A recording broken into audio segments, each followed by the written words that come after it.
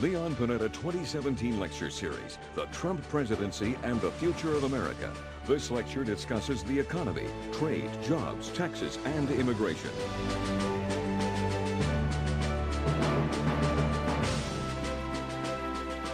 Ladies and gentlemen, please welcome Sylvia Panetta.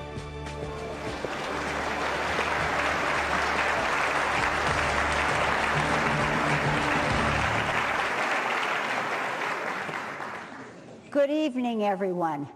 I was backstage and I could hear you. You are a lively crowd tonight. But I'm glad that you're enjoying yourselves. It's with the greatest pleasure that I welcome you to the second lecture of the Leon Panetta 2017 lecture series as we continue our discussion of the Trump presidency and its impact on the future of our nation.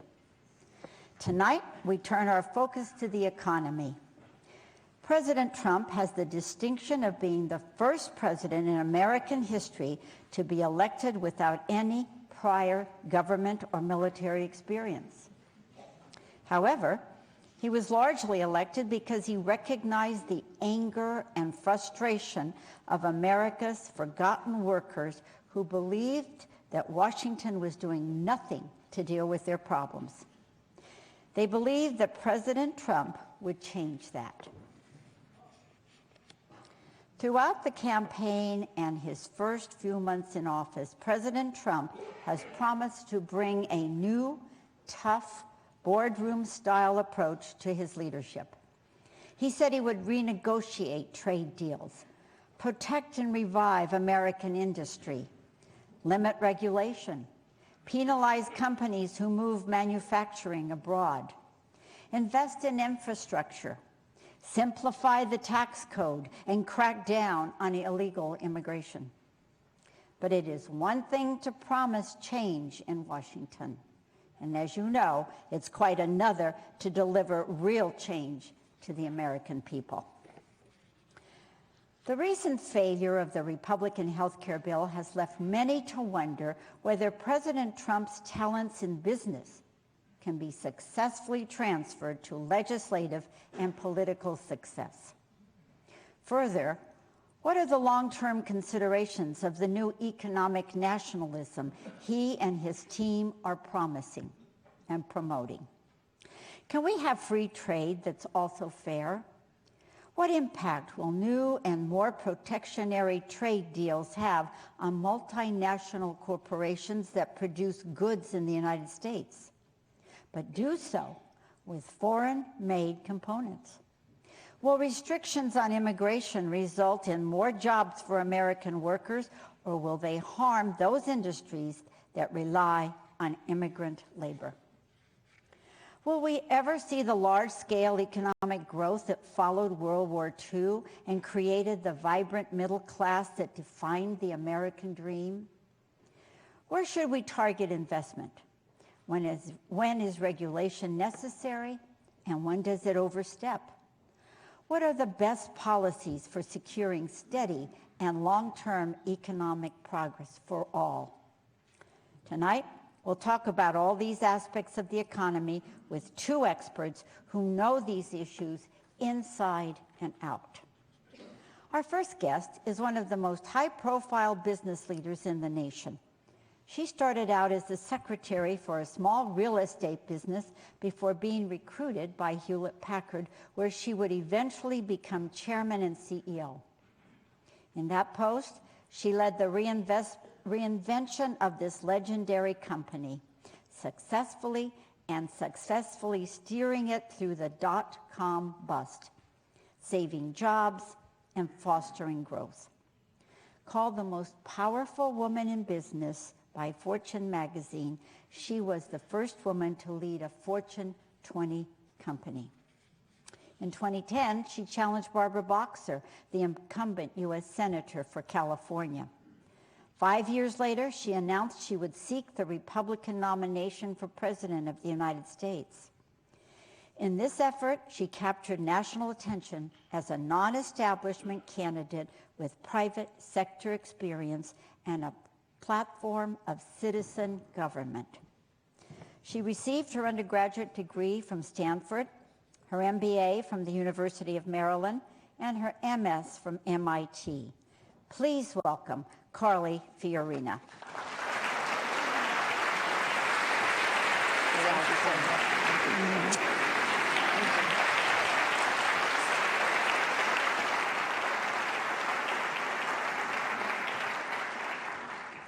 Our second guest has served under 3 federal administrations and is one of the nation's leading thinkers about the economy. He is the former U.S. Secretary of Labor and a past member of President Barack Obama's Economic Transition Advisory Board. The author of 15 books, he has a reputation for seeing where politics and the economy are going before they get there. In his most recent book, the national bestseller, Saving Capitalism, he anticipates a widening political divide, not between Democrats and Republicans, but between establishment elites and anti-establishment populists in both parties. He is also the co-creator and host of the acclaimed 2013 documentary, Inequality for All, in which he explains the underlying forces shaping the economy. It lays out pragmatic solutions for a broader prosperity. In 2008, he was named one of the nation's top 10 thought leaders by the Wall Street Journal. He received a BA from Dartmouth College, an MS from Oxford University, and a JD from Yale Law School. Now, please welcome back Robert Reich. Thank you again, Sylvia.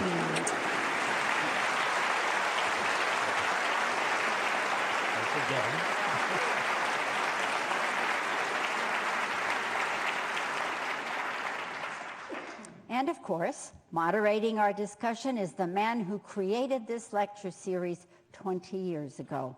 From his service as chairman of the House Budget Committee to his time as director of the Office of Management and Budget, and his experience negotiating the defense budget as Secretary of Defense, the economy is a subject he knows very well. Please welcome Leon Panetta. Welcome. Love you.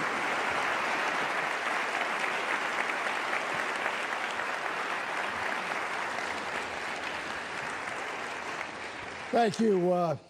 Good evening and welcome to the second forum of the Panetta Lecture Series. As you know, our theme is the Trump presidency and the future of America. Our first forum focused on the Affordable Care Act, whether it would be repealed or replaced, none of which took place. We have seen, obviously, the problems that are confronting the new administration as they try to put in place the agenda for the new president. Tonight we talk about the economy. And there, obviously, there were commitments made with regards to the issue of tax reform, which is the next issue that the Congress will focus on. Issues related to jobs, the ability to produce jobs and protect jobs in America. Issues related to trade, renegotiating trade agreements, and issues related to immigration. A lot of issues that involve some very complex and tough challenges for the Congress and for the country. But I guess I would remind all of you that the fundamental issue here does rest with a group of forgotten Americans, those workers who lost their jobs. A lot of jobs lost in the Midwest, in the Rust Belt, and a lot of anger and frustration by those forgotten workers who did not feel that either the economy or Washington were doing anything to try to help them in the challenges that they were confronting. And the result was they took that anger and frustration to the ballot box and voted for change and heard a lot of promises about the things that would be dealt with in order to try to meet their needs. But as H.L. Mencken once said, for every complex problem we face, there is a solution which is clear and simple and wrong. The challenge for us tonight is to talk about some of the simple promises that were made, what are the complexities here, and what are the chances that ultimately we will find solutions to those issues.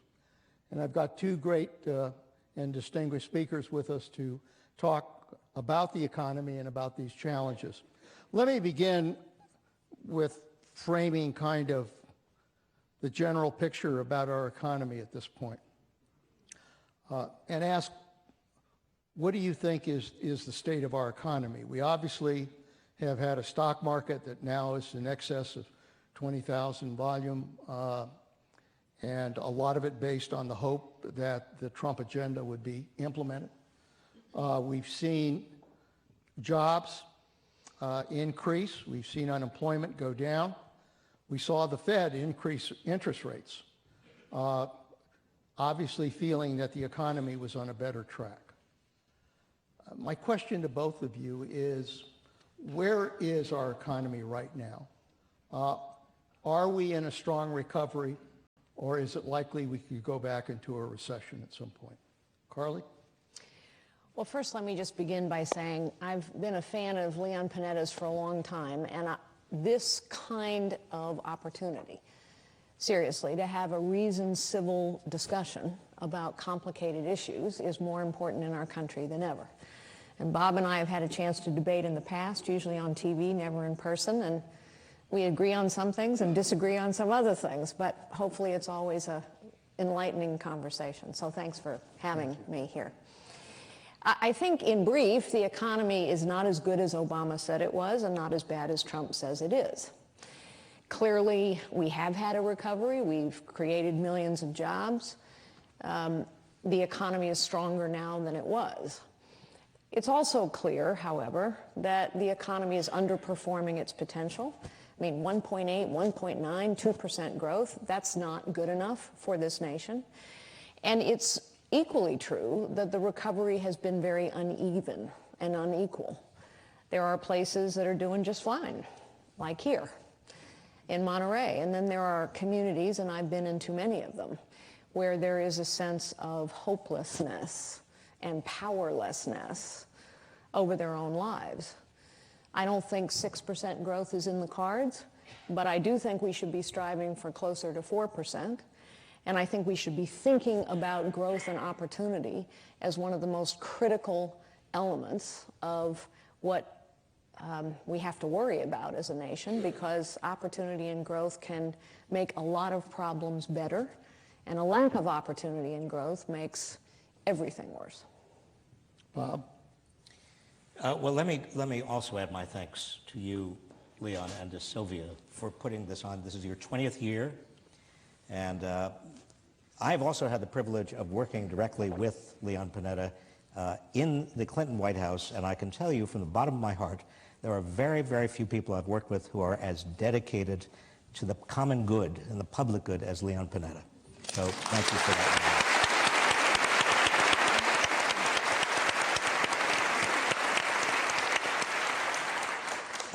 In terms of the economy, I think that we're obviously in a recovery. You ask, will it end? And the answer is, it always ends. We will, I can't, actually it's going to end on September 14th. No, nobody knows. There's an up and down of the business cycle. I think the more important problem has to do with three long-term structural issues that we have not figured out how to deal with. Number one is basically that the median wage has not increased in over 35 years. There has been no increase adjusted for inflation. And that, I think, is very closely related to the frustration you've talked about, Leon. The second related problem is that more and more of the workforce is becoming less secure. It doesn't have a full-time job. It's working part-time or working in a contract relationship. And the third problem is that we've got a lot of people who are no longer in the workforce at all. The so-called, well, it's the labor participation rate is the official name for it, but it's lowest it's been in almost 35 years. And that means that people who are not in the workforce are too discouraged to look for work, or they are on disability, or we don't really know what's happened to them, mostly men, but it's a big and increasing problem. Let me pick up on some of your points by asking something related to this whole issue of jobs and technology. We've seen an awful lot of jobs being lost, particularly in manufacturing. There's a real concern that because of new technological developments in robotics, in unmanned systems of one kind or another, in obviously the whole data revolution on the cloud, et cetera, that because of what we've seen develop with microchips, et cetera, that the jobs of the future simply aren't going to be there because technology will replace many of those jobs. I guess my question is, as you look to the jobs of the future, are we in a different era in terms of technology permanently replacing jobs in the future? Or, like innovations in the past, will we develop other jobs in high tech or energy to replace the jobs that have been lost? Bob? Well, I think the big difference between the technological innovations we're seeing now and those over the last 1,000 years, all of which replaced jobs, but created a lot of new jobs, is that now the pace of technology and technological change is faster than our ability to adapt through education, job training, through all kinds of means. And so it's not that people are going to be losing jobs, but what's going to happen, and it's already started, is that the quality of the job that a lot of people have is going to decline. The safest part of the economy is in the personal service part of the economy, where people are basically giving what is essentially attention. Retail, restaurant, hotel, hospital, child care, elder care. These kinds of jobs are in abundance, and they will stay in abundance because they're not competing with machinery or with foreign workers. But they don't pay well. They're very low productivity jobs. And I worry, frankly, that we're going to have a problem, even with the median wage continuing to drop. Carly? I think we have to confront the realities and the requirements of the 21st century. The 21st century is different than any other century that has come before. Your smartphone, which is 10 years old, has changed everything. And the pace of technological change, to Bob's point, is not going to slow down, it's going to accelerate. The reality of that is that in such a climate, continuous innovation is key. That's the way we've solved every problem in this country. That's the way we have continued to advance as a nation, is through innovation. Innovation has certain requirements to it. One is an education system that prepares people for the challenge.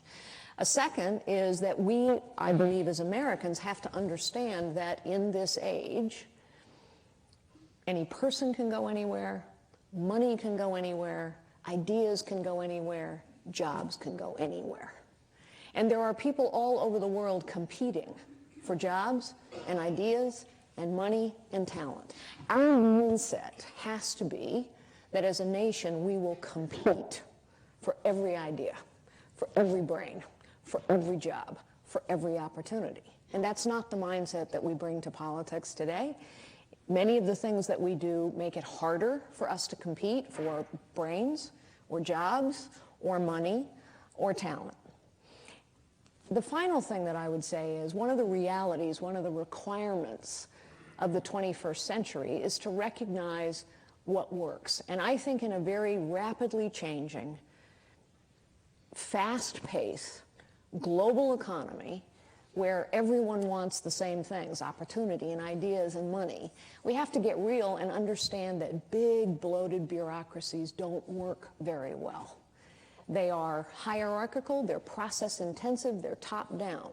And so I think we have to be thoughtful, therefore, about which problems we give to the federal government, because the federal government is a big, bloated bureaucracy. It doesn't make them bad people, but it's a bureaucracy. Innovation and risk-taking and creativity tend to happen better at a grassroots, community-based level. That's why I believe in limited government, honestly. I think it works better in the 21st century. Obviously, a lot of this is occurring now with a new president, and I can't resist asking this question since you ran for president of the United States. And I want to say, once again, Carly, you would have been much better.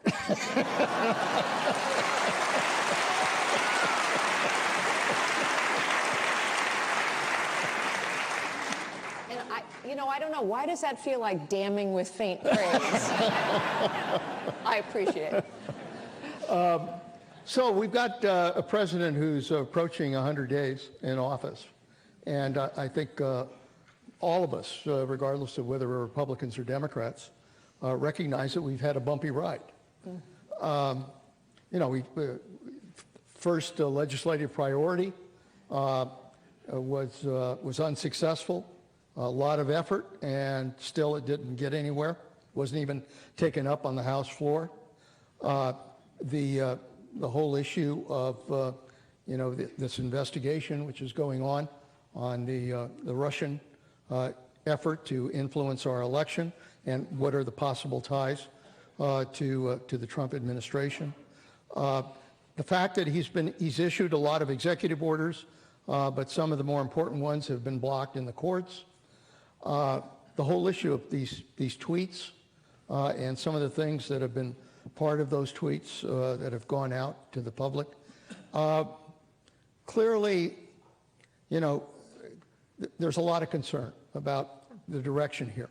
And I guess the question I would ask you is, are we looking, is it too early to say we're looking at a failed presidency, or is there a chance that this guy who used to be in business will be able to get his act together and deal with these issues we're talking about? Well, I think it's certainly too early to conclude that this is a failed presidency, but I think it's also fair to say some things have got to change. I mean, I am not a Twitter fan, and I don't think these tweets are helpful to anyone or anything.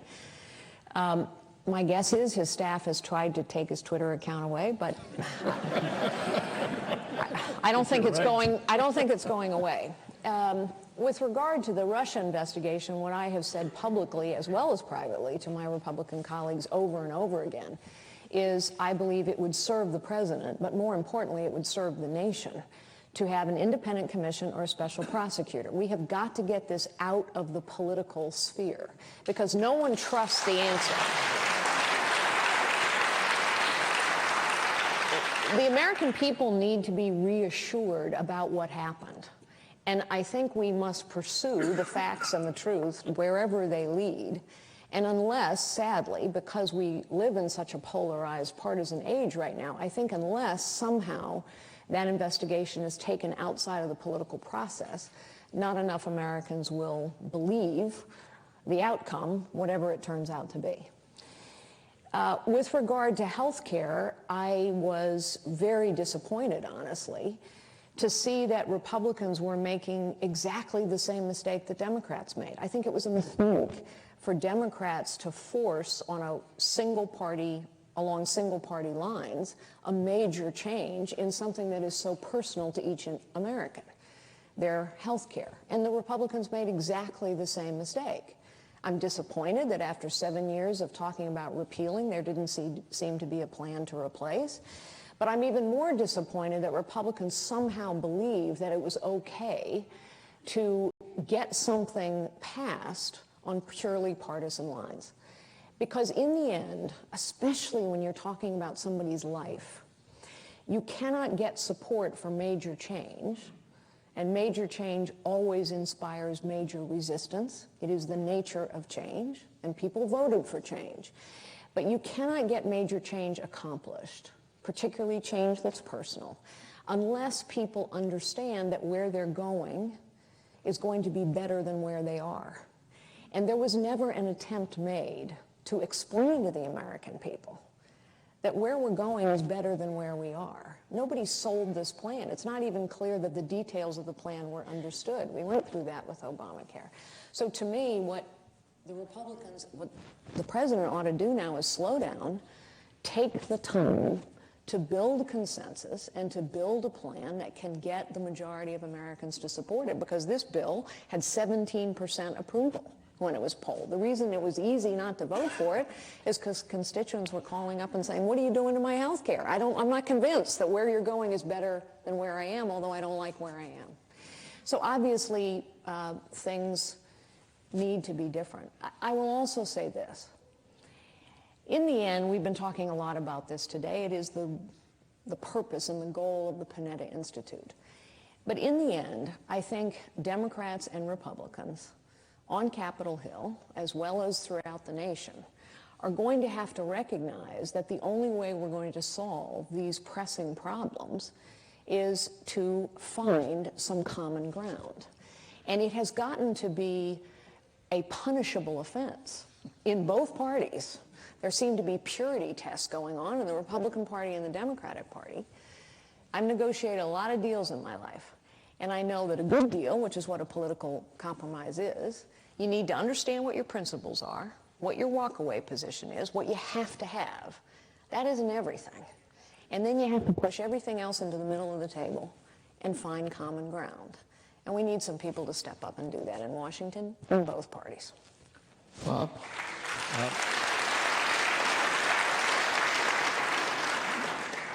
I think nobody wants a failed presidency. A failed presidency would be a huge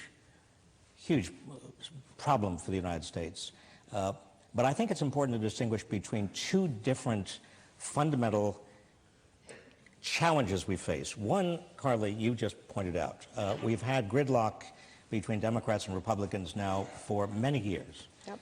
And it has become dysfunctional in the extreme in Washington. And I couldn't agree more that Democrats and Republicans have got to look beyond the party, look to the nation, and the nation's good. So that's one challenge. But I think that there is a separate challenge right now, and that is Donald Trump. And I want to talk just briefly about that because, honestly, whether you're a Democrat or a Republican, there is something that is not normal going on. And I say this with a great deal of respect. But I'm concerned about our democratic institutions. When a president criticizes the press, demeans the press, criticizes the courts and judges who disagree with him, basically says that a former president wiretapped him without any evidence. And we could go on and on and on. The point is that I am concerned about the office of the presidency as it exists and as the institutions of the presidency are and our democracy exist. And I want to preserve them. Leon, you and Carla, you, in terms of running for office, and we all love this country. We all love and respect our governing institutions. We want to make them stronger. And I worry, frankly, about the temperament and the character of the person who's now in the presidency, not as a Democrat, not as a Republican, but as a citizen. I worry. Bob, let me ask you something. You were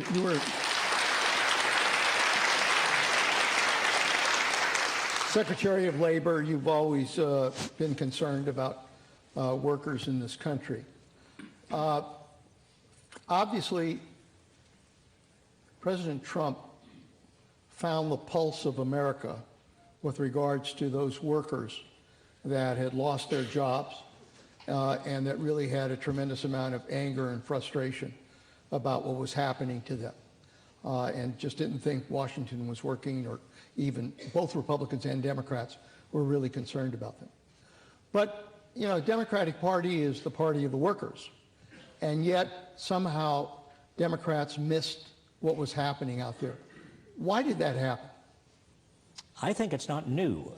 Democrats have not come up with the kind of solutions, working with Republicans, or sometimes working without Republicans, that really respond to the stagnation of wages. And you have so many people out there who have worked so hard and are playing by the rules and are frustrated and getting angrier and angrier. And so they respond to a self-described populist. And it wasn't just Donald Trump, it was also Bernie Sanders, a very different kind of populist. But a year and a half ago, 2 years ago now almost, I was out in red states. I was flogging my book, and I thought, why not try to flog it in red states, just to see if anybody responds. Nobody did. But what I heard was that a lot of people were saying to me, you know, I'm beginning to focus on the presidential election, and I'm considering, these were the same people, they said, I'm considering either Donald Trump or Bernie Sanders. And I'd say, how can you possibly? And they would tell me that they're just sick and tired of business as usual in Washington, and both Bernie Sanders and Donald Trump, although very different, they are just challenging the system. And I think that's what is going on. I think that we have a lot of people who just think the system is rigged against them. And that, until we unrig it, you asked what can Democrats, I think we can talk about solutions in a moment, but until the Democrats and Republicans really do get big money out of politics and make politics work for average people, we're going to have a series of problems. It's not just Donald Trump. We're going to have more and more of this kind of thing.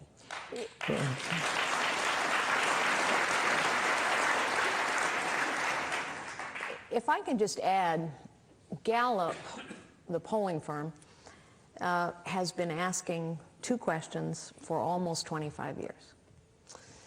And the results in the last several years have been startling. 80% of the American people believe the federal government is incompetent and corrupt.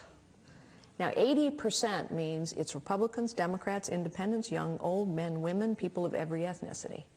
And 80% of the American people also believe that we have a professional political class that cares more about its own power, privilege, and position than on getting the people's work done. So when you have 80% of people feeling that way, yeah, they think the system isn't working. Yeah, the system isn't responding to their needs and their requirements.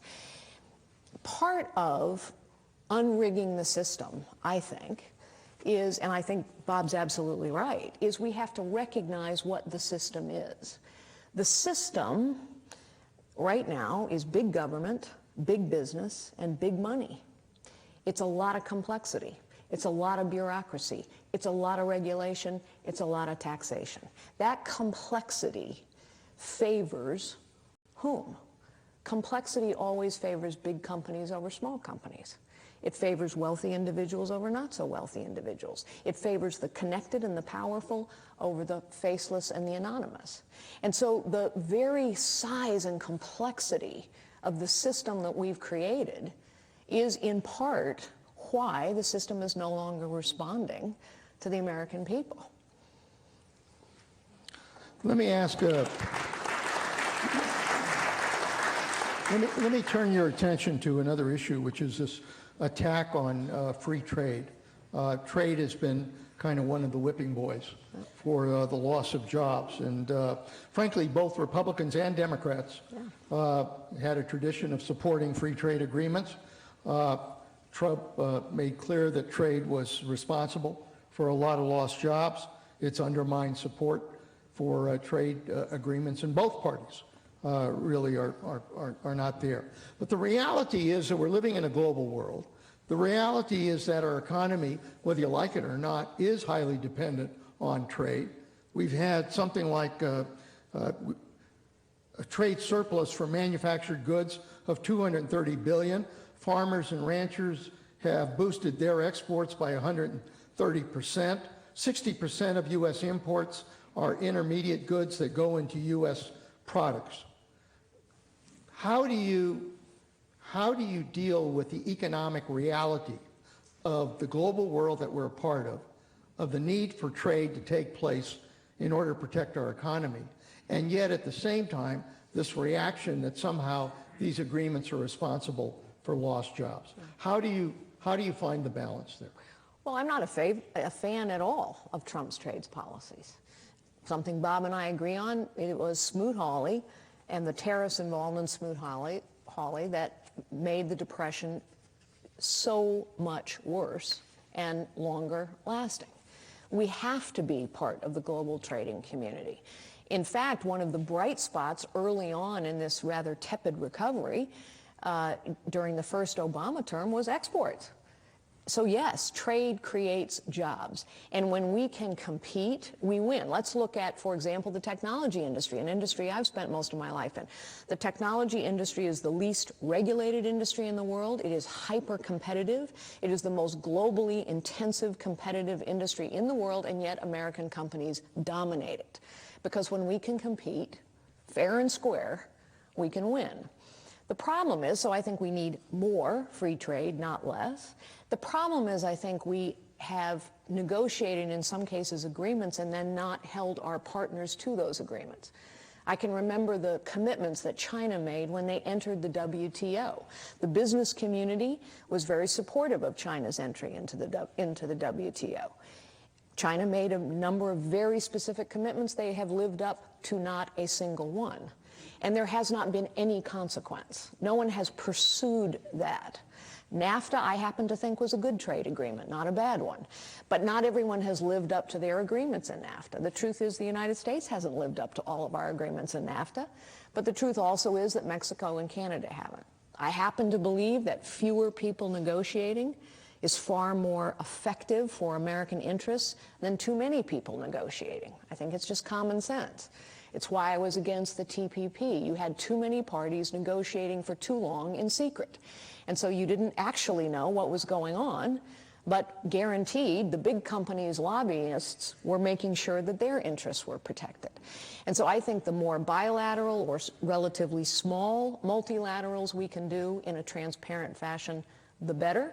I think tariffs need to be low, not high, but I think our trading partners have to be held to the agreements they make, and there have to be consequences when they do not stick to those agreements. Bob? Well, I think the most important point here is that trade is not a zero-sum game in which one nation wins only to the extent that another nation loses. It's a win-win, and that's the way we have treated it up until very recently. In the post-war era, one of the reasons the United States became so prosperous is because other nations became prosperous. We actually created, and we were the engineer creating a worldwide trading system. So it worries me, this retreat. And trade is being blamed for things that trade is not responsible for. I mean, the job pressures today come more from technology and technological change than they do from trade. I think the best response, honestly, is to take the pressure and the target off of trade and focus on the things we ought to be doing. Investing in education, in job training, in a reemployment system that increases the chances that if somebody loses a job, they can get a good job back.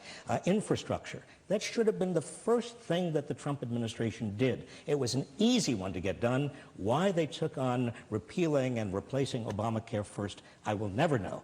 But these investments in people, investments in the workforce, are the way we have to go in order to ease the pressures on trade and all of the other targets like immigration, which are not responsible. They're simply fall guys.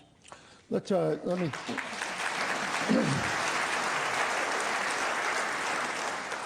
You mentioned it. Let me ask about immigration, which is another one of the kind of whipping boys for lost jobs in America. President Trump has argued that immigrants, both legal and illegal, undercut wages, take jobs from native-born workers.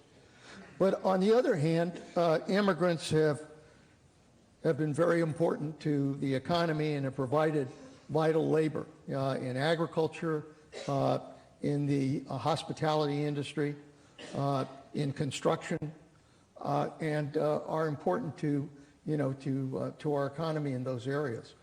I guess the question is, who's right here? Is immigration causing this loss of jobs, or are immigrants important to our economy? Well, the correct answer, and this is not fake news, is that immigrants are critically important to our economy. They are usually in separate labor markets. That is, the new immigrants are taking jobs that are not the kind of jobs that most Americans want, particularly immigrants from Latin America, Mexico, so forth. As this nation ages, we are going to need more and more immigrants in order to maintain the proper ratio between retirees and workers. So overall, we really do need immigrants. We are a nation mostly of immigrants, and this kind of anti-immigrant scapegoating is very, very dangerous for the economy and dangerous for our society. Now, let me compliment you, Leon, because once again, you were there in Congress where we almost came to a deal between Democrats and Republicans to regularize immigration, to deal with undocumented and unauthorized immigrants, put them back to the beginning of the line, but at least make it possible for them to become citizens. Instead of what we have now is a dragnet that is incredibly inhumane. It is busting up families. A lot of dreamers, those young children who came here as infants, are also being caught up in this dragnet. We are doing something that I think is uncharacteristic of the United States in terms of the cruelty that we are now imposing on a lot of people here in the United States.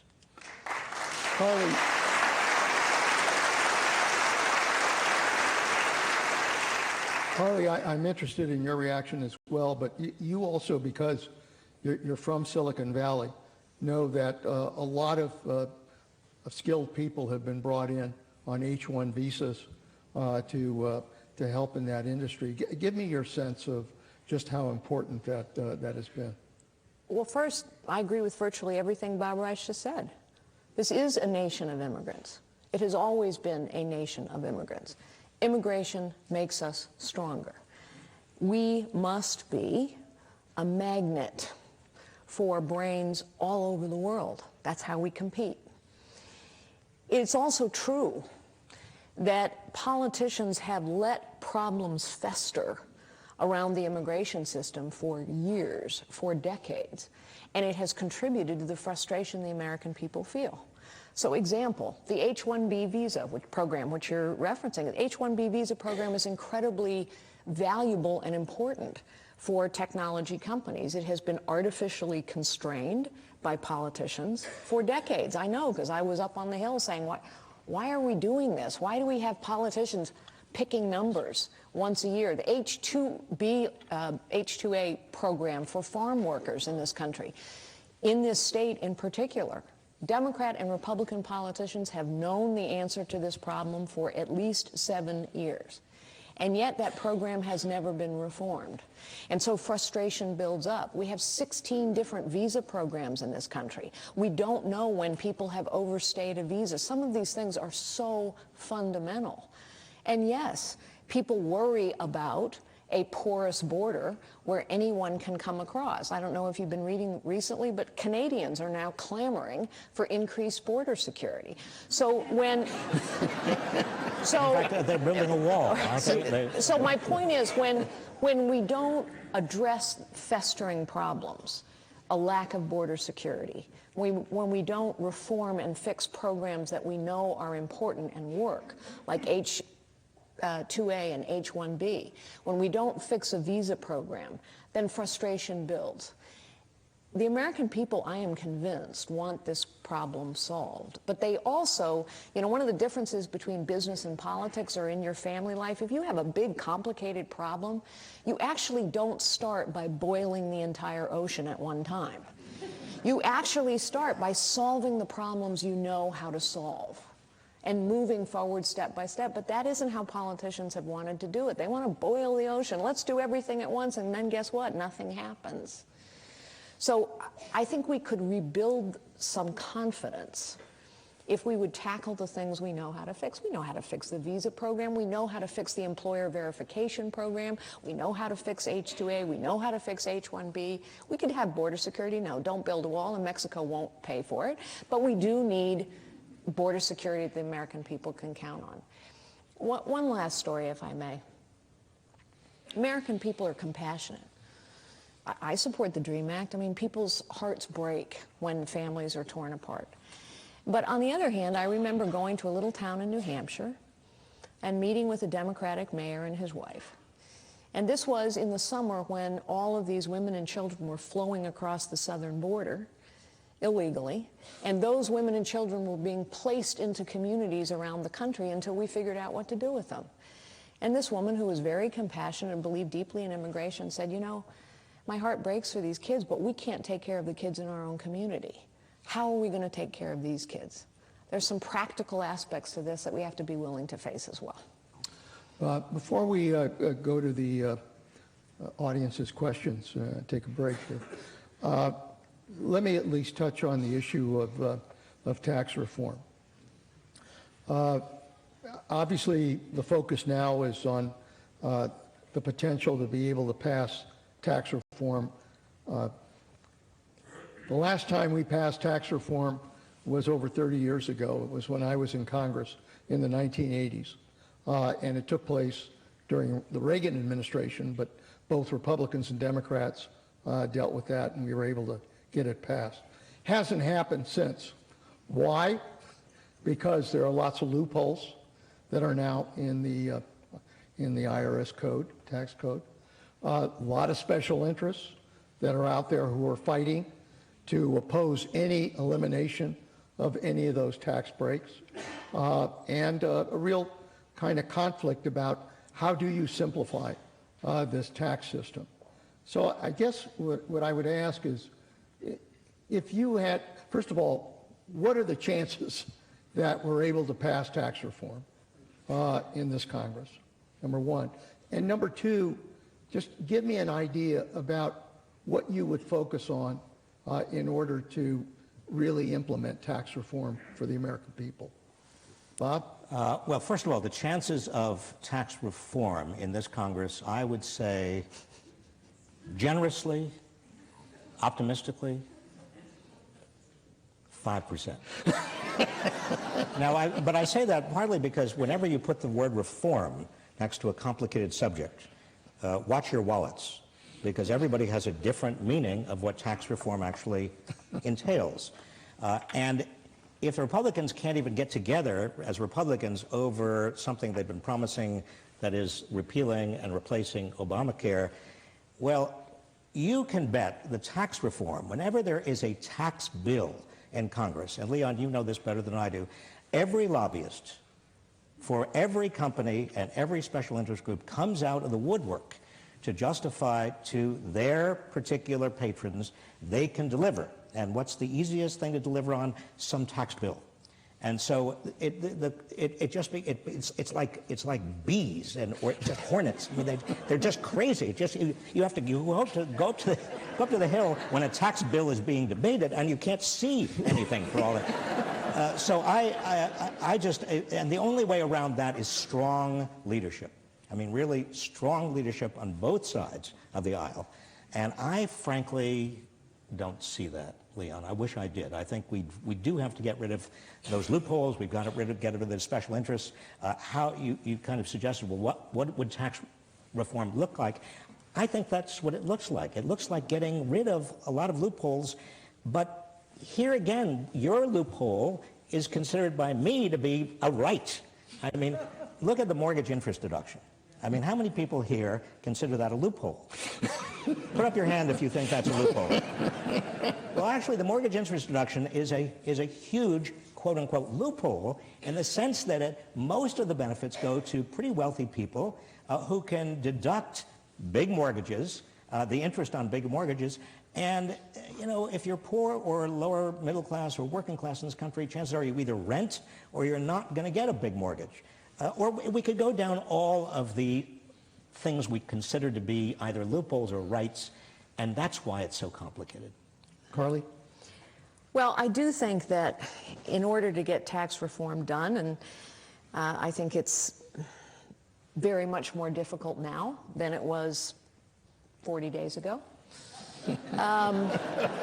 sadly, because there's actually bipartisan support for tax reform. I mean, Democrats and Republicans have been telling us this for almost a decade now. There's bipartisan support for tax reform, yet it never gets done for exactly the reasons Bob is suggesting. I do think there are some basic things, perhaps, that could get done. I mean, we could conclude that it is uncompetitive to have the highest business tax rate in the world, which we do today. That's not helping us compete for jobs.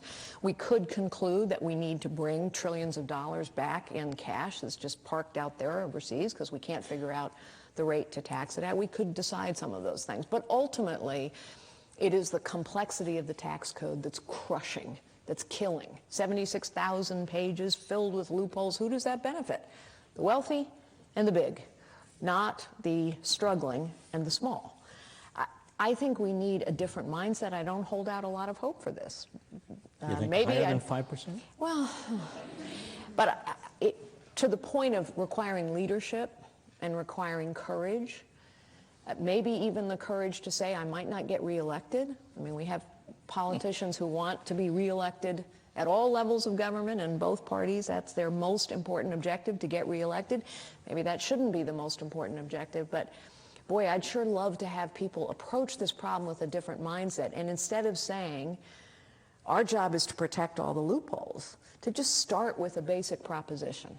Lower every rate, close every loophole. Lower every rate, close every loophole. And put the burden of proof on the people who think a loophole needs to exist. Because right now, all of the burden of proof is on the people who want it to go away. And that colors the debate in the way that Bob just suggested.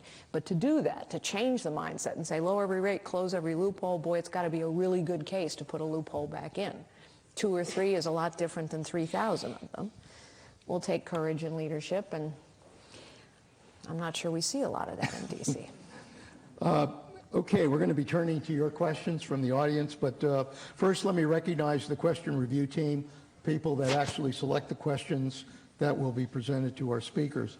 And I ask you to hold your applause while I introduce all of them. Fran Gaver, who's our veteran question review team member, Doug McKnight, who's a reporter from KAZU Radio, Claudia Melendez-Salinas, who's a staff writer for the Monterey Herald, and Peter Weversky, who is an executive editor of the Salinas Californian.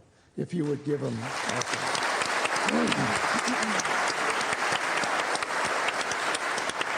We have a group of students that are with us this evening who came out of the afternoon student program. I'd like to ask all of the students in attendance to please stand and remain standing until I recognize each of the schools present. If you would all rise, please. There are 5 schools that are represented tonight. These students are from the Middlebury Institute of International Studies at Monterey Peninsula College. And we also have students from Santa Clara University. Thank you all for being here.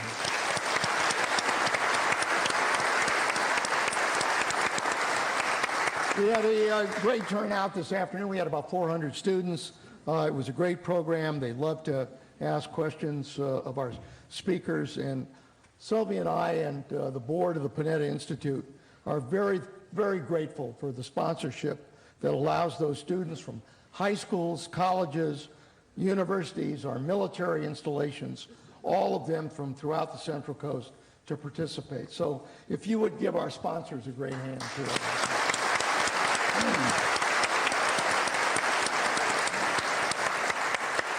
All right, is the administration trading short-term gains, jobs in the coal industry, for long-term benefits from scientific research? Carly? Well, I do think short-termism is a big problem. It's a big problem in politics. It's a big problem in business, where people get fixated on a short-term win rather than a long-term solution. In this particular case, I actually think we could have it both ways. I mean, let's face it, it's a problem when a candidate like Hillary Clinton says, we're going to put all those coal miners out of work. That's a problem for the coal miners and their communities. I've been to those coal mining communities. And what I see are people who had a lot of pride in their work and who don't understand why their government is making it harder for them to work. I absolutely accept the scientific evidence, but I also read the fine print of the scientific evidence on climate change and global warming. And what the fine print says is that a single nation acting alone will make no difference at all. And so the key to this problem this insoluble problem, is the same key as to many insoluble problems: innovation. I think we're shooting ourselves in the foot so often. Let's just take the coal industry as one example, or we could pick oil, you know, two dirty energy sources. We have cleaner burning coal than China. And yet we are shutting our coal industry down, and China is churning theirs up. We could focus a lot of energy on clean coal and innovate, because the Chinese are still buying coal and selling coal. We would actually help the environment in that way, but we also might keep people employed for a little while longer. Oil is the same way. We prevented American oil companies from exporting for 25 years. And yet, the oil that we export out of this nation, light sweet crude, is cleaner burning, better for the environment than heavy sour crude. Who produces heavy sour crude? Iran, who can now export, Venezuela, Russia, Saudi Arabia. We are not helping the environment. When we shut our own industries down, when we put our own people out of jobs, we're not helping the environment. We're actually making it worse. This is a country that figures out how to innovate and solve problems. And you can't innovate if you don't have strong industries. And our energy is better for the environment than anyone else's in the world. We should lead in clean energy. We should lead in solar. We should lead in wind. We should lead in all these alternative energies. But we should also lead in innovations that impact the energy sources that most of the world still uses and will continue to use for the next 50 years. Bob, I think I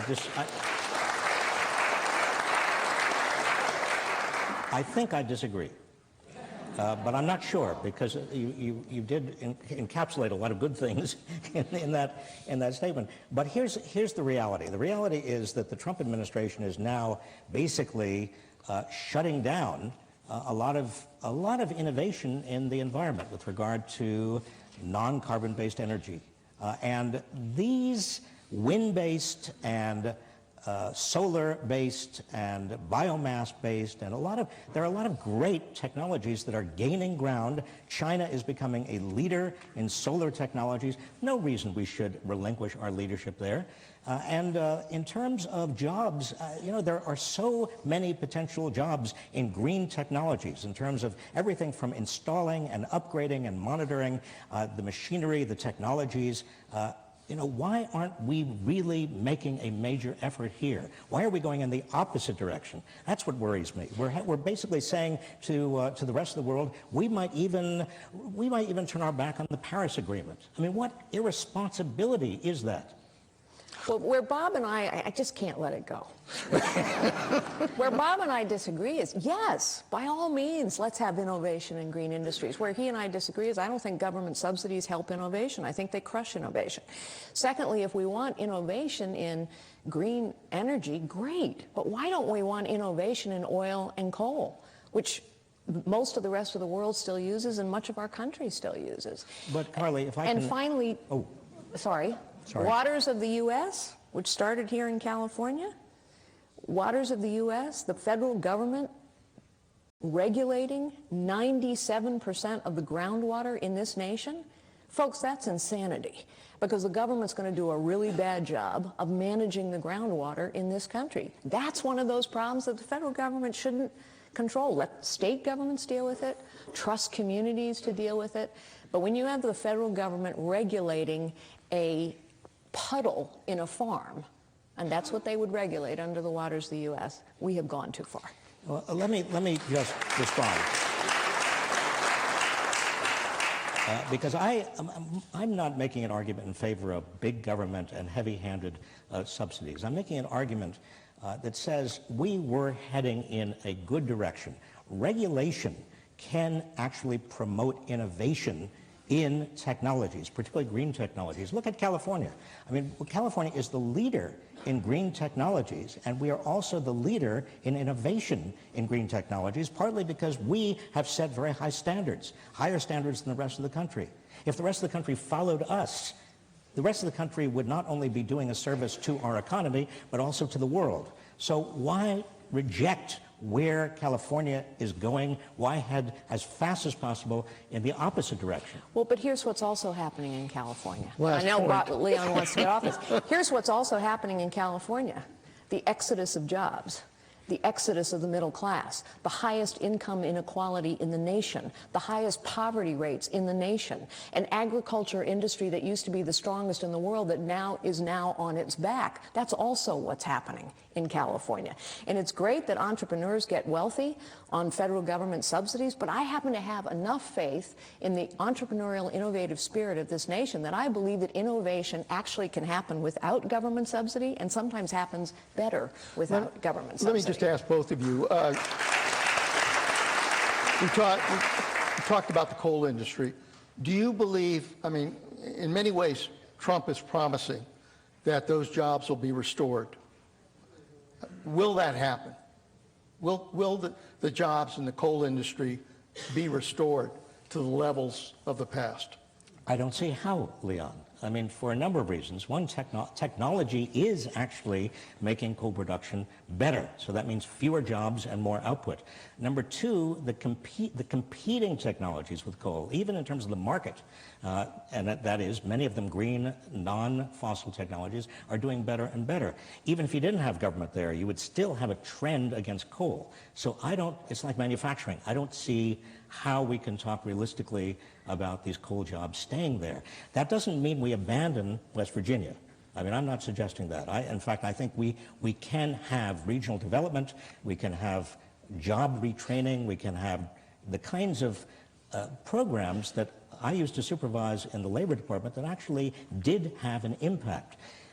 But we don't, and we invest in people. We don't have to abandon anybody, but artificially protecting industries or jobs, it seems to me, is not in the interest of those people or the United States as a whole.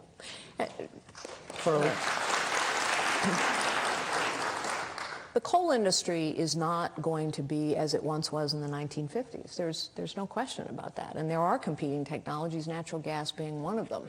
And I think one of the problems is Trump is unique in many ways, but he is not unique in promising too much and delivering too little.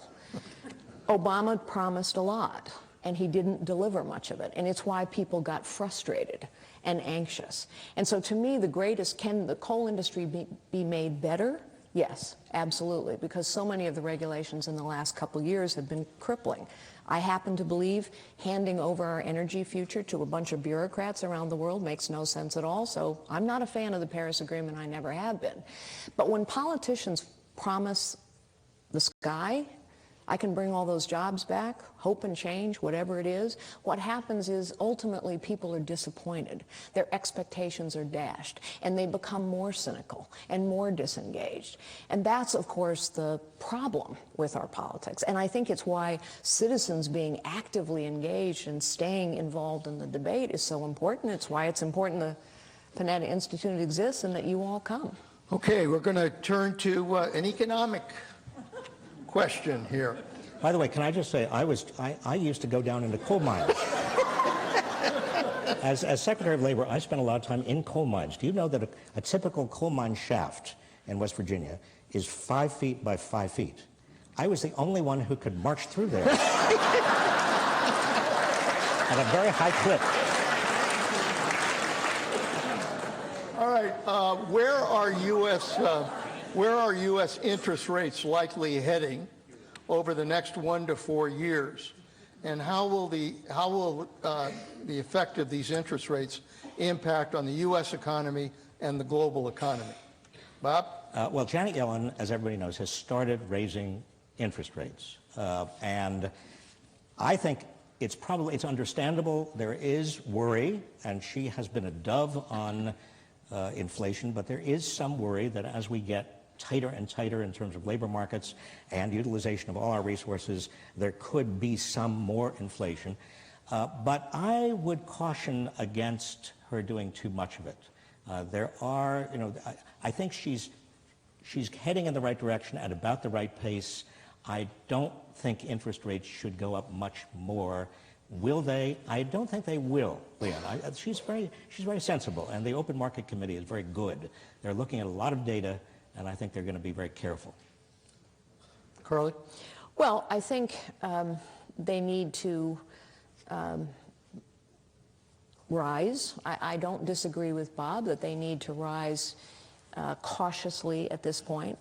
But I would just remind people that a low interest rate environment hurts who? Retirees. It hurts people who are trying to save money. So we've had a system now. I mean, lots of companies who borrow money love it. But if you're a retiree, or if you're a young married couple trying to save for your first home, or you're struggling to make ends meet, interest rates matter to you. And so I do think to help the American people, we've got to have some increase, and I happen to believe interest rates stayed too low for too long. And I think interest rates that are too low for too long also allow politicians to just keep walking away from the fact that we're spending way more than we're taking in, and ultimately that does become a problem, even for the federal government. Okay, another area where there's been talk about creating jobs in America is the whole issue of funding infrastructure. As you mentioned, Bob, a lot of support on both Democratic and Republican side for the need to repair and rebuild our infrastructure in this country. This question is, can you discuss the pros and cons of infrastructure funding either through tax credits, incentives, I guess some have suggested that in the Republican House, versus government spending? I think there's been talk, the President talked about $1 trillion investment in infrastructure. And so compare that and public versus private ownership of infrastructures. One of the things that I know after years of experience is you concentrate too much money and too much power and too much decision making in too few hands for too long. The power gets abused, the money gets wasted, and the decisions generally are ineffective. I've also said that because of the nature of the 21st century, bureaucracies get more and more strained and less effective. Therefore, I think we have to think carefully about which problems we ask the federal government to solve. Now, it turns out infrastructure is one of the problems that even in the Constitution, the federal government is supposed to solve. So this is a place where Bob and I are going to agree that, yes, the federal government needs to play a real role in infrastructure building and infrastructure development, and clearly our country needs that. I also think this is a place where public-private partnerships would be helpful, actually, because I think, for example, you could create a whole set of incentives and benchmark structures that would ensure that money is spent more effectively. You could, for example, allow communities and states to identify the projects as opposed to those projects being identified from the top down. I think there are many examples around the world and in communities in this country where public-private partnerships have worked. And so I hope this is an area where Republicans and Democrats can come together. There is most definitely a role for the federal government. There is a role for the private sector, and there is a real need here. Bob? Well, I think that that's right. And when Donald Trump asked me the first thing he should be doing, I told him, no, he didn't ask me. But if he had, I would say infrastructure would be the obvious one. The deferred maintenance everybody knows about. It's just a huge problem. We deal with it every day. We know that our infrastructure is crumbling. And there are a lot of different ways of financing it. And I agree with Carly, there are ways of public-private partnerships. We forget, all of us, and maybe some of us didn't know, in the 1950s, the two biggest and most important programs that the federal government did and undertook that generated economic growth both started with the terms national defense, but they really didn't have much directly to do with it. One was the National Defense Education Act, and the other was the National Defense Highway Act. And they created, both of them, one a human capital infrastructure, the other a kind of transportation and solid infrastructure for the country. And we have not done anything similar on that scale since. As you know, at least a preliminary budget was submitted by the administration that recommended increasing defense $54 billion and then cutting a lot of domestic programs, including the State Department budget, pretty significantly. So this is a question, I've got two questions here, but they basically deal with that issue. How does major cuts to the State Department affect our ability to interact with other countries in negotiating trade and security agreements and impact jobs in the wider U.S. economy? And then specifically, how do cuts in programs like the Army Corps of Engineers, NOAA, education, the Transit Capital Investment Program help advance America's interests? I guess the general question is, do you agree with the priorities that were established in that initial Trump budget, which is probably dead on arrival? Well, in brief, no. But let me tell you how I think we ought to think about this. First of all, there is opportunity to save money, to be more efficient and more effective in every single department. I agree in broad strokes that we need to invest more in our military. There is no doubt. I also believe that handing the Pentagon $54 billion in a single year is going to mean a lot of money is going to get wasted, because it's too much money too fast, in my humble opinion, having spent a lot of time in the Pentagon. And there's opportunity to be more efficient in the Pentagon. I do not agree that the State Department budget should be cut to the bone, although there is opportunity to be far more efficient in the State Department. And I've spent a lot of time in the State Department looking at their IT systems. Just as one example, the IT systems in the State Department are woefully inadequate. And that's a place where investment is needed, and yet clearly there is bureaucracy and waste. I know it's an old-fashioned idea, it doesn't have a lot of currency, but how do we budget in a business? How do we budget in a family? Basically what we do is called zero-based budgeting. You know, we start with every dollar and we say, where are we going to spend the dollars? And somehow in Washington we have this calcified mess of a budget where once something is given money, it's very, very, very difficult to take that money away. And so here we are in this terrible situation. Donald Trump also promised that he would never touch entitlements. And once you take Social Security, I mean, this is obvious, the numbers work this way. If you take Social Security and Medicare off the table, then you're making these kinds of choices, which I think are not going to be particularly effective, either for defense or for state. Bob? Well, if you try to increase the military budget by 10%, and if you're not touching Social Security, and you're not touching Medicare, and you're not touching interest payments, hello? Yep. Doesn't add up. There's not much left, particularly for all of your programs, education and job training and the poor people and everything else. So it doesn't really add up, particularly if you are concerned about the budget deficit, which we haven't talked about very much, Leon. I think it's a little bit crazy to increase the defense budget and to cut diplomacy. I mean, think of the signal that sends around the world when we're cutting our State Department budget and we're increasing our defense budget. I mean, let me ask, just if there is on the stage here a former defense secretary, for example, what he might think about this. Oh, Leon, there you are. Well, you know, the reality is when I was secretary, we were handed a number of $500 billion to cut the defense budget as a result of the Congress passing the Budget Control Act. I looked at it as an opportunity to try to focus on what kind of role do we have to implement in the 21st century. And I thought that it was an opportunity to really develop an agile and mobile defense force to put us on the cutting edge of technology, to be able to do the kind of investments we should do, and at the same time find areas where we can do savings. I mean, I don't mind an increase, a gradual increase in the defense budget.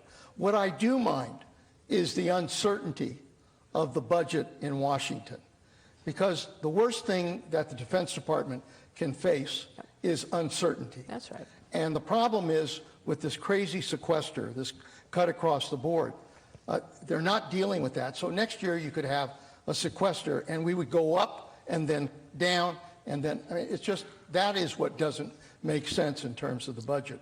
Which brings me to the issue that you raised, which is the increasing debt in this country. We've got a $20 trillion debt. CBO just announced this week that the debt is going to virtually triple over the next 3 decades. It's going to go from what is now 77% of GDP to 150% of GDP. It is not sustainable. CBO says it's not sustainable. Both parties obviously have expressed concerns, but neither is really willing to deal with the issues that you have to deal with, as you pointed out, in the budget. And I guess my question is, will there ever be enough courage to put everything on the table and come to a budget agreement that really does try to reduce the deficit in the future? Well, not so far. I mean, how long have we been talking about this?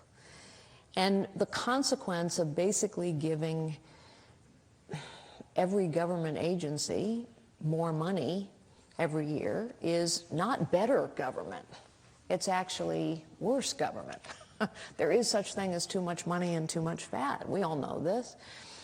So I think courage is the right term. And I think it's why, as citizens, forget what party we are. We have to be thinking now, what is the role of the federal government? What is it that only the federal government can do and therefore should do? Because we just cannot continue to keep throwing every problem into the lap of national politicians. How much money have we spent on poverty alleviation in the war on poverty? Trillions and trillions and trillions of dollars since the war on poverty was declared, and yet poverty is not better. So money and federal government attention is not a guarantee of success, far from it. So as a conservative, as somebody who thinks the Constitution actually gives us some guidance in what the federal government should do and what they shouldn't do, but I think just as a financial reality now, in addition to courage, we need to ask the fundamental question, as Democrats and Republicans and citizens, what is it the federal government should be doing? And what should they not be doing? Because we can't afford all the things they are doing, and the money being spent isn't solving a lot of these festering problems. The first time I met Bob Reich, I had been appointed director. I don't even know if I was director of O&B at the time. No, you were actually, you were head of the budget committee. I was chairman of the budget committee, and Bob came in with the new administration to ask about the deficit and what to do. And I think at that time, he was actually, when he came into my office, he was about 6 feet tall. That's my joke. You can't take my joke. I was, but actually, literally, I was 6 feet tall. And I was in charge of the economic transition for the Clinton administration, and I came into Leon's office and said, well, what should we do? And he said, budget deficit reduction, 3 words. And I said, you expect me to take that back to the new president? And he said, yes.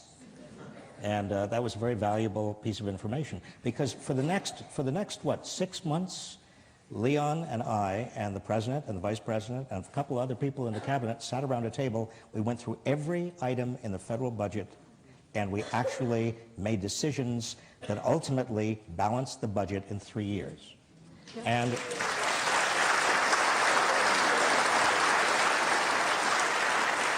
so in other words, it can be done. It's painful, but it can be done. And we ended up with a surplus.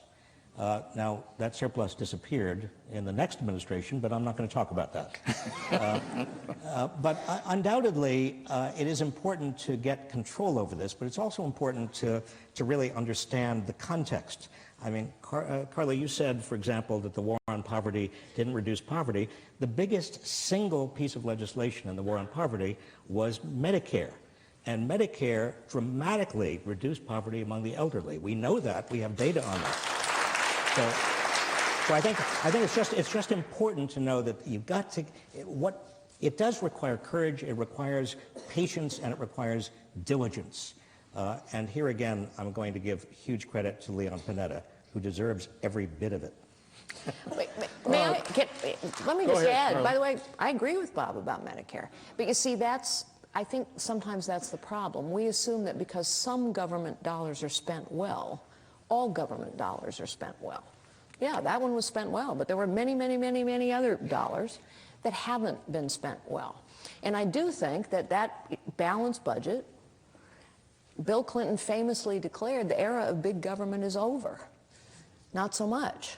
And Republicans and Democrats alike have contributed to big government. This isn't a Democrat problem. Republicans have presided over increase in spending year after year after year. As citizens, we have a nonpartisan problem, which is that Washington never, ever, ever wants to give anything up. Not their power, not their money, not their decision-making authority. And ultimately, we're going to have them give up some things as part of a budget solution. Well, let me just, as the moderator here, just say a few words, because I've been through this on the deficit. If you're hearing either one side or the other say that we ought to balance the budget, but they're not willing to take on either entitlements or taxes or deal with defense or deal with discretionary, then they're fooling you. Yep. It's not going to happen. If you're serious about a $20 trillion debt, then you've got to put everything on the table. You've got to put both Republicans and Democrats in the room, and they've got to make decisions on entitlement savings, on taxes, on defense spending, and on discretionary spending. That's how we balanced the budget in the past, and that's the only way we'll balance the budget in the future. You're here. I agree.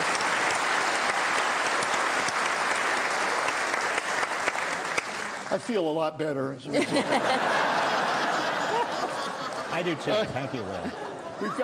We've got just a few minutes here, but let me ask this question from our audience: does the withdrawal from TPP hurt the influence of America abroad and open the door for China to lead with regards to trade? Well, I was not a big fan of TPP, as I said, because I think we had too many parties negotiating for too long behind closed doors.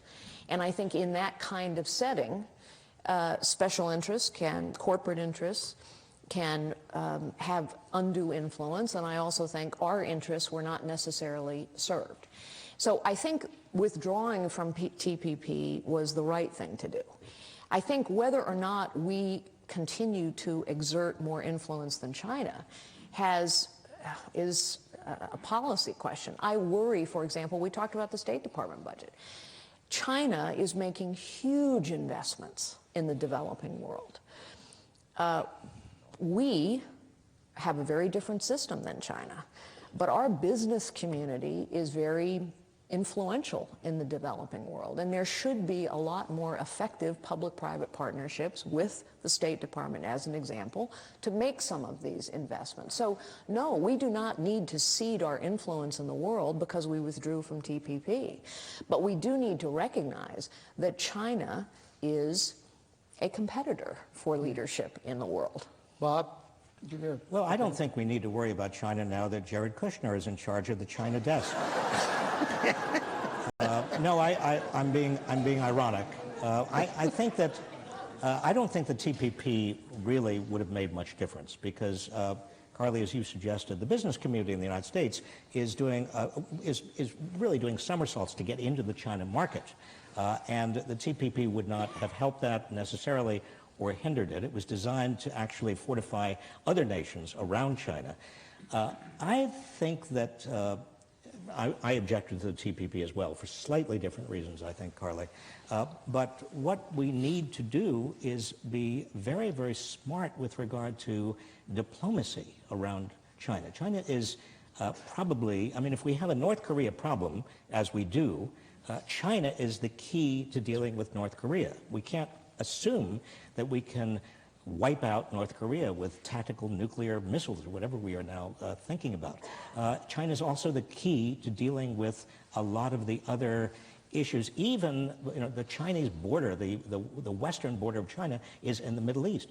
So I believe that we need big-time diplomacy, really smart diplomacy. Yeah. Ladies and gentlemen, that brings us to the conclusion of the program. We've had two outstanding speakers here, but more importantly, we've talked about issues that impact not just on our economy, but on the future of our country. I think the key to dealing with these issues is an American people that stay involved in our democracy, that care about our future, and that make your views known to those who represent you, particularly in this area. Thank you very much.